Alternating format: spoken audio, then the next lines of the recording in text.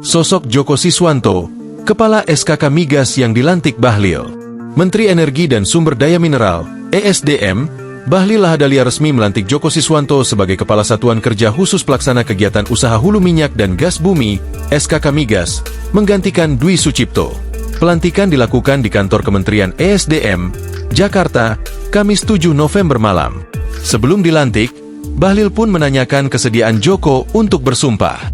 Bahlil berkata, "Sebelum saya memulai mengambil sumpah, saya ingin bertanya apakah saudara bersedia diambil sumpah menurut agama?" Joko pun menjawab, "Bersedia. Demi Allah saya bersumpah bahwa saya akan setia dan taat kepada Undang-Undang Dasar Negara Republik Indonesia tahun 1945, serta akan menjalankan segala peraturan perundang-undangan dengan seluruh-seluruhnya, demi dharma bakti saya kepada bangsa dan negara, bahwa saya dalam menjalankan tugas jabatan akan menjunjung tinggi etika jabatan, bekerja dengan sebaik-baiknya, dan dengan penuh rasa tanggung jawab bahwa saya akan menjaga integritas tidak menyalahgunakan kewenangan, serta menghindarkan diri dari perbuatan tercela." Demikian.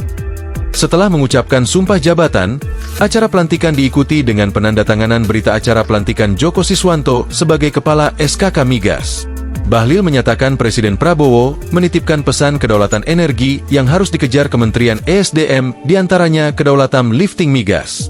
Sejauh ini ada 301 pemboran eksplorasi, 195 sumur di Pertamina, sisanya yang lain. Tuntaskan pemboran eksplorasi. Pangkas aturan eksplorasi yang menghambat lifting, kata Bahlil. Profil Joko Siswanto. Sebelum menjadi Kepala SKK Migas, Joko Siswanto menjabat sebagai Sekretaris Jenderal Dewan Energi Nasional, DEN, sejak 2019. Sebelum itu, Joko juga sempat menjabat sebagai Direktur Jenderal Minyak dan Gas Bumi, Dirjen Migas, Kementerian ESDM pada 2018 hingga 2019. Saat itu dia dilantik Menteri ESDM Ignatius Jonan setelah melalui proses lelang jabatan. Industri hulu migas bukanlah barang baru bagi dirinya. Lulus dari Teknik Perminyakan ITB pada tahun 1990, Joko merupakan pegawai negeri sipil, PNS, Kementerian ESDM sejak 1992 di bagian Direktorat Teknik Ditjen Migas. Kemudian, pada 2004 bergeser ke Badan Pengatur Hilir Migas, BPH Migas.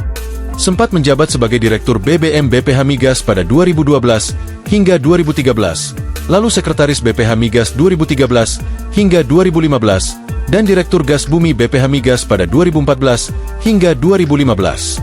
Kemudian, pada 2015 kembali lagi ke Ditjen Migas dan diangkat sebagai Direktur Pembinaan Usaha Hulu Migas.